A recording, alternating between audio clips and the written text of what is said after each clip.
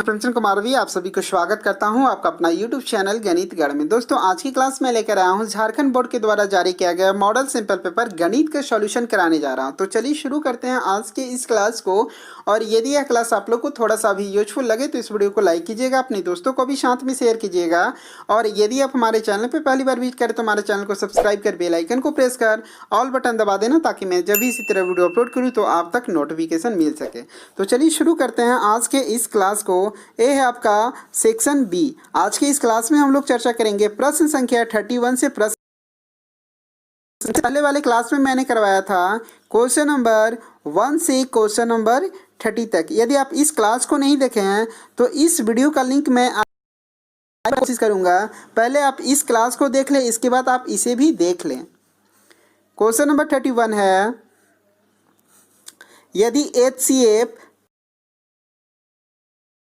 9 दिया हुआ है तो आपको ज्ञात करना है क्या LCM 306 और 657 का। तो इस करेंगे तो आप लोग को पता है कि यदि आपका दो संख्याओं का HCF दिया हुआ है तो उन दो संख्याओं का LCM किस प्रकार निकाल सकते हैं। तो LCM बराबर होता है दो संख्याओं का गुणनफल बटा HCF। तो यहाँ पे आपका दो संख्या कौन कौन सी दिया हुआ है, 306 और 657 दिया हुआ। तो यहाँ पे आप लिख लीजिए 306 गुना 657 बटा HCF कितना दिया हुआ है। तो यहाँ पे आपका HCF 9 दिया हुआ है, तो यहाँ पे आप नीचे में HCF कितना लिख लें, 9 लिख लें। इसके बाद यहाँ पे आपको क्या करना है, 306 गुना 657 बटा 9। यहाँ पे आपको 9 को 306 में काट देना है, तो आपका कितना बार में कट जाएगा, 34 बार में कट जाएगा। इसके बाद यहाँ पे आपको 34 को आपको 657 से गुना कर देना है, तो आपका जो आ जाएगा 22,338। तो यहाँ पे आपका दो संख्याओं का एलसीएम कितना आ गया। इस प्रकार आप आसानी से निकाल सकते हैं। किसी भी दो संख्याओं का HCF दिया हुआ है तो उन दो संख्याओं का LCM ज्ञात कर सकते हैं। जैसे मान के चलिए इस प्रश्न में आपका क्या दिया हुआ था, HCF दिया हुआ था और आपको निकालना था LCM। मान के चलिए इस प्रश्न में आपका LCM दिया रहेगा और आपको HCF निकालना है, तो आप किस प्रकार निकालेंगे। तो HCF बराबर हो जाता है दो संख्याओं का गुणनफल बटा LCM। क्या होता है, दो संख्याओं का गुणनफल बटा LCM। HCF बराबर क्या होता है, दो संख्याओं का गुणनफल बटा LCM। और HCF यहाँ पे LCM क्या हो जाएगा, दो संख्याओं का गुणनफल बटा HCF। तो इस प्रकार आप आसानी से निकाल सकते हैं। नेक्स्ट क्वेश्चन 32, क्वेश्चन नंबर 32 दिया हुआ है, x² माइनस 2x माइनस 8 द्विघात बहुपदों का आपको क्या निकालना है, शून्यक निकालना है। तो इस प्रश्न को आप किस प्रकार हल करेंगे। तो यहाँ पे सबसे पहले आप इसको इस प्रकार लिख सकते हैं, x² माइनस 2x माइनस 8 बराबर 0। इसके बाद यहाँ पे आपको क्या करना है, लास्ट और फर्स्ट को आपको क्या करना है, गुना करना है। तो लास्ट और फर्स्ट को गुना करेंगे तो ये आपका कितना हो गया, 8x हो गया। ठीक है, अब यहाँ पे आपको इस 8x को इस तरह डिवाइड करना है दो संख्याओं में कि गुना करने पे आपका 8x होना चाहिए और घटाने पे कितना आना चाहिए, -2 आना चाहिए। ठीक है, इस 8x को, तो 8x किस प्रकार आया, तो लास्ट को और फर्स्ट को आपको क्या करना है, गुना कर देना है। गुना करने के बाद जो आएगा, यानी यहाँ पे कितना आ गया, 8x आ गया। इस 8x को आपको दो संख्याओं में विभाजित करना है कि गुना करने पे आपका 8x हो जाना चाहिए और घटाने पे -2 हो जाना चाहिए। तो इस 8x को आप इस प्रकार लिख सकते हैं 4x और 2x, क्योंकि 4x और 2x को यदि हम गुना करते हैं तो 8x हो जाएगा और यहाँ पे माइनस और यहाँ पे प्लस कर देंगे तो प्लस माइनस क्या हो जाएगा, माइनस। अगर इन दोनों को हम घटा देंगे तो -2 हो जाएगा। तो आप इस 8x को आप लिख सकते हैं -4x प्लस 2x। तो इसी को मैंने यहाँ पे लिख दिया x² plus 2x minus 4x minus 8 बराबर 0। इसके बाद यहाँ पे आपको क्या करना है, इन दोनों में आपको कॉमन निकाल लेना है। तो इन दोनों में कॉमन क्या निकलेगा, x निकल जाएगा। तो यहाँ पे इन दोनों में से कॉमन x निकाल लेंगे तो यहाँ पे अंदर में क्या बच गया, x प्लस 2। अब यहाँ पे आपको क्या करना है, इन दोनों में कॉमन निकालना है। तो इन दोनों में कॉमन क्या निकल जाएगा, x। अब यहाँ पे देखिए, यहाँ पे क्या माइनस है तो प्लस माइनस माइनस क्या हो जाएगा, प्लस हो जाएगा 2 बराबर 0। इसके बाद यहाँ पे आपको क्या करना है, इन दोनों में कॉमन क्या है, x प्लस टू, यहाँ पे x प्लस टू और x प्लस टू है, तो पहले यहाँ पे आपको लिख लेना है x प्लस टू। अब बच कौन गया, x माइनस फोर, तो यहाँ पे हो गया x माइनस फोर बराबर 0। इसके बाद यहाँ पे आप इस प्रकार लिख सकते हैं कि x प्लस टू बराबर 0, x माइनस फोर बराबर 0। इसके बाद यहाँ पे आपको क्या करना है, x बराबर यहाँ पे आपका प्लस में है तो हम यहाँ पे आपका माइनस टू हो गया, और यहाँ पे आप लोग देख पा रहे होंगे ये आपका माइनस में है, तो इसको हमको बराबर का इधर ले आना है, तो ये आपका प्लस में हो जाएगा। तो इस प्रकार आप शून्यक निकाल सकते हैं। शून्यक हो गया -2 और 4। नेक्स्ट क्वेश्चन है नंबर 33। क्वेश्चन नंबर 33 है, ABC एक समद्विबाहु त्रिभुज है। क्या है, ABC एक समद्विबाहु त्रिभुज है जिसमें AC बराबर BC है। यदि AB बराबर 2AC हो तो सिद्ध करे कि ABC एक समकोण त्रिभुज है। क्वेश्चन दिया हुआ है कि ABC एक समद्विबाहु त्रिभुज है। तो सबसे पहले हम बात कर लेते हैं कि समद्विबाहु त्रिभुज क्या होता है, जिसका दो भुजा क्या होता है, बराबर होता है, उसे हम क्या कहते हैं, समद्विबाहु त्रिभुज कहते हैं।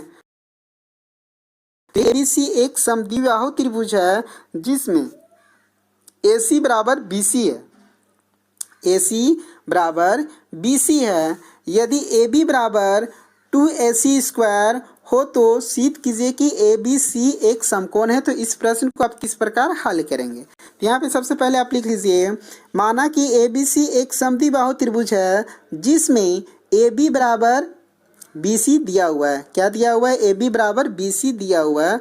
इसके बाद यहाँ पे आपको लिखना है प्रमाण।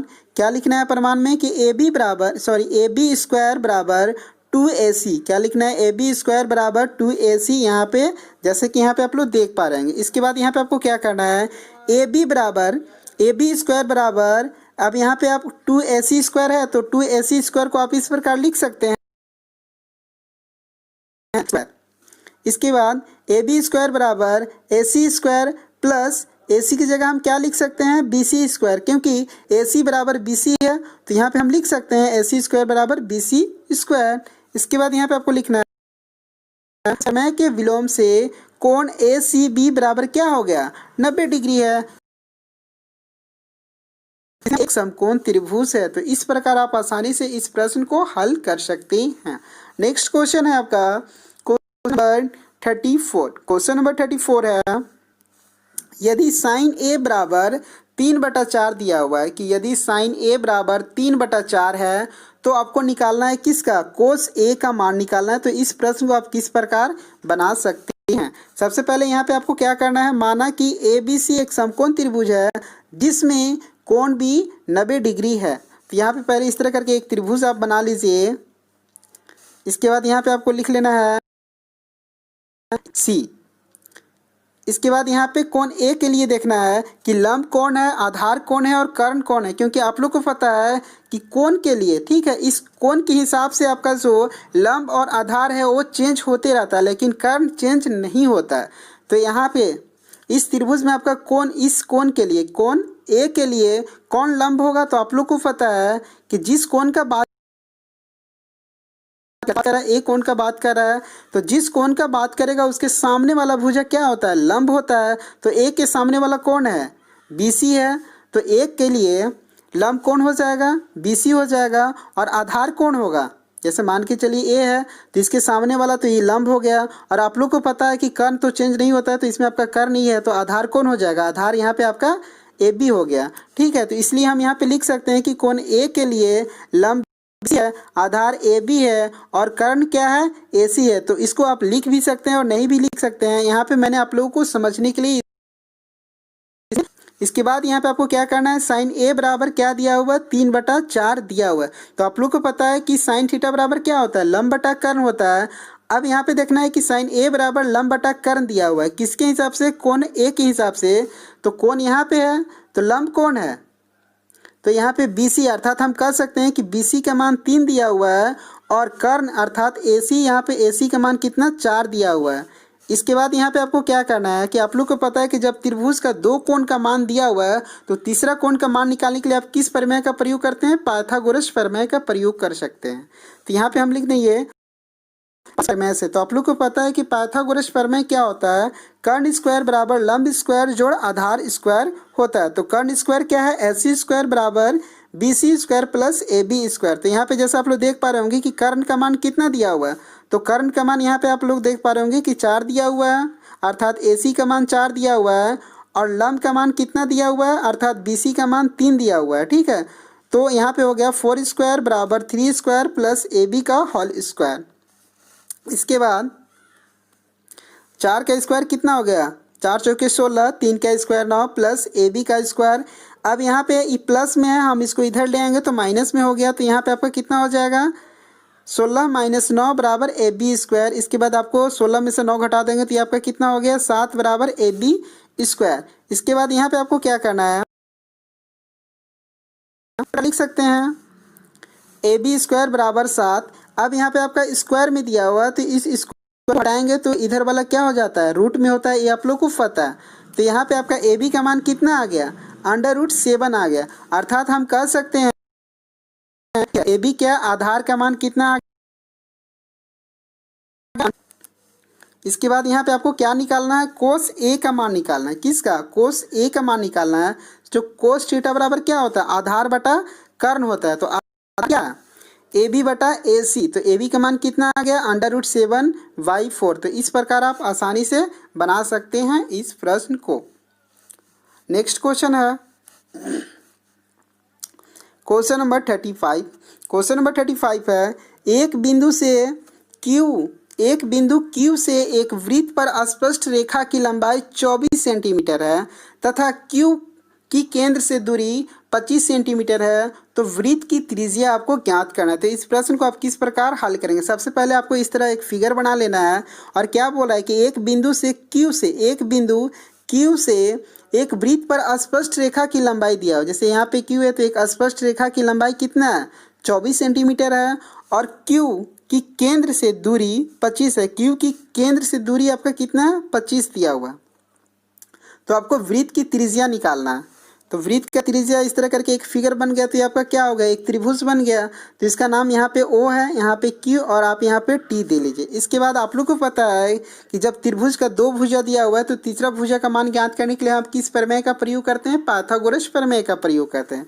तो आप लोग को पता है कि पाइथागोरस प्रमेय बराबर क्या होता है, कर्ण स्क्वायर बराबर लंब स्क्वायर जोड़ आधार स्क्वायर। तो यहाँ पे आपका कर्ण का मान कितना दिया हुआ है, 25 दिया हुआ है। तो 25 स्क्वायर बराबर लंब का मान नहीं दिया हुआ है तो लंब का मान छोड़ देंगे, प्लस आधार का स्क्वायर कितना दिया हुआ है, 24 दिया हुआ है।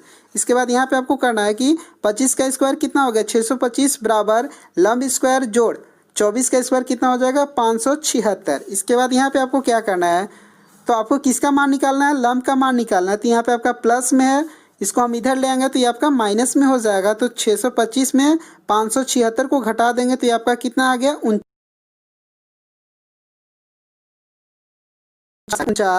अब यहाँ पे आप तो देख पा रहे होंगे कि आपका क्या चीज में, स्क्वायर में दिया हुआ है। तो स्क्वायर में दिया हुआ है तो इसको अगर स्क्वायर को हटाएंगे तो इधर क्या हो जाएगा, अंडर रूट में हो जाएगा। तो हम इसको लिख सकते हैं कि लंब बराबर क्या हो जाएगा, √49। तो √49 का मान कितना हो जाएगा, 7 हो जाएगा। तो यहाँ पे क्या पूछा है, वृत्त की त्रिज्या। तो वृत्त की त्रिज्या कितना हो गया, 7 हो गया।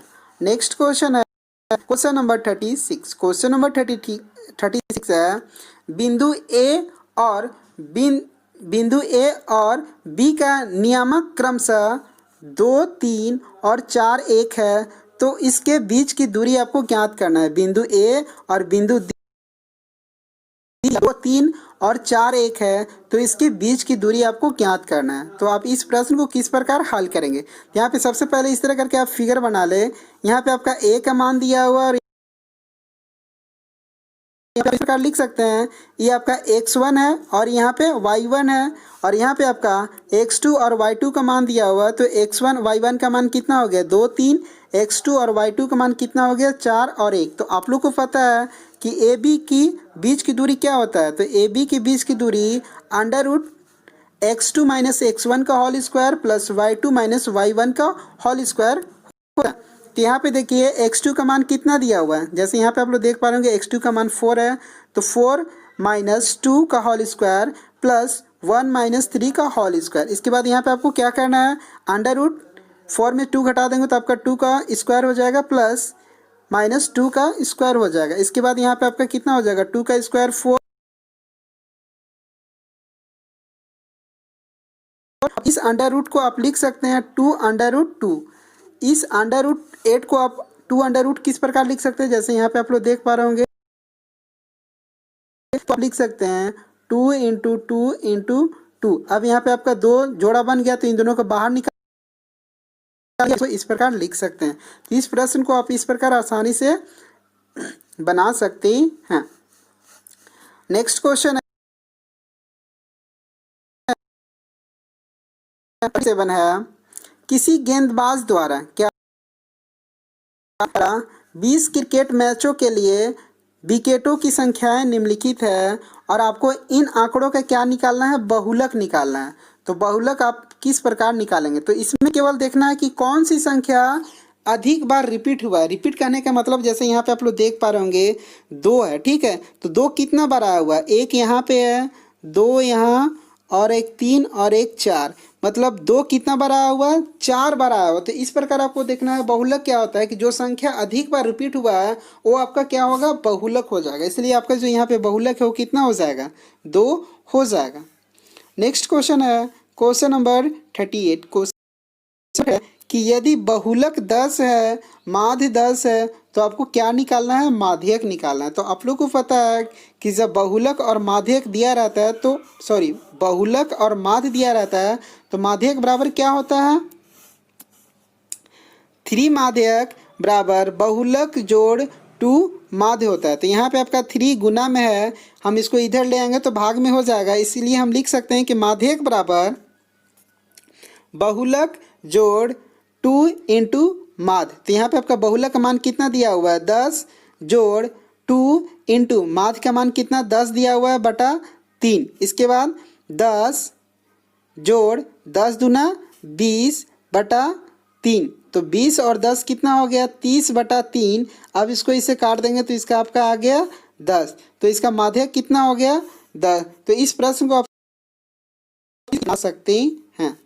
नेक्स्ट क्वेश्चन है क्वेश्चन नंबर 39। क्वेश्चन नंबर 39 है, यदि PE बराबर 0.05 है तो E नहीं की प्रायिकता क्या है। आपको बताना है कि PE बराबर 0.05 है तो E की नहीं प्रायिकता क्या है। तो इस प्रश्न को आप किस प्रकार हल करेंगे, तो यहाँ पे आप लिख सकते हैं PE की प्रायिकता बराबर क्या होता है, 1 - PE। 1 - PE का मान कितना दिया हुआ है, 0.05। तो 1 में से 0.05 को घटा देंगे तो ये आपका आ जाएगा 0.9। इस प्रकार बना सकते हैं। नेक्स्ट क्वेश्चन है क्वेश्चन नंबर 40। क्वेश्चन नंबर 40 है कि एक चीज प्राप्त करने की प्रायिकता ज्ञात कीजिए जब एक सिक्के को एक बार उछाला जाता है, साथ ही एक पट प्राप्त करने की प्रायिकता ज्ञात कीजिए। तो इस प्रश्न को आप किस प्रकार हल करेंगे, तो यहाँ पे दिया हुआ है कि एक चीज प्राप्त करने की आपको प्रायिकता ज्ञात करना है कि जब एक सिक्के को एक बार उछाला जाता है, ठीक है। तो यहाँ पे आपको देखना है कि संभव परिणामों की संख्या कितना है, इसमें 2 है, क्योंकि एक सिक्के को जब हम उछालेंगे तो उसमें से टोटल कौन कौन सी संभावना की संख्या है, एक चीत आएगा या फिर पट आएगा, इन दोनों के अलावा तो और कुछ नहीं आएगा। या फिर आपका चीत आ सकता है या फिर आपका पट आ सकता है। तो इस प्रकार आप लिख सकते हैं कि संभव परिणामों की कुल संख्या कितना हो गया, 2। कौन कौन, या फिर हेड आएगा या फिर टेल आएगा। इसके बाद यहाँ पे आपको क्या करना है, चीत प्राप्त करने की प्रायिकता बराबर क्या होता है कि अनुकूल परिणामों की संख्या बटा संभव परिणामों की संख्या। तो संभव परिणामों की संख्या कितना हो गया, 2, और अनुकूल परिणामों की संख्या क्या होता है कि जो प्रश्न में बोलता है, जैसे यहाँ पे प्रश्न में क्या बोल रहा है कि चित आने की प्रायिकता, तो एक सिक्का में 2 ही घटना हो सकता है, या फिर हेड या फिर टेल हो सकता है। तो जो आपको आने बोलेगा उसको आपको ऊपर में लिख देना है। तो इसलिए आप नेक्स्ट इसी में दिया हुआ है कि पट प्राप्त करने की प्रायिकता क्या हो जाएगा, 1/2। तो इस प्रकार आप इस प्रश्न को आसानी से बना सकते हैं।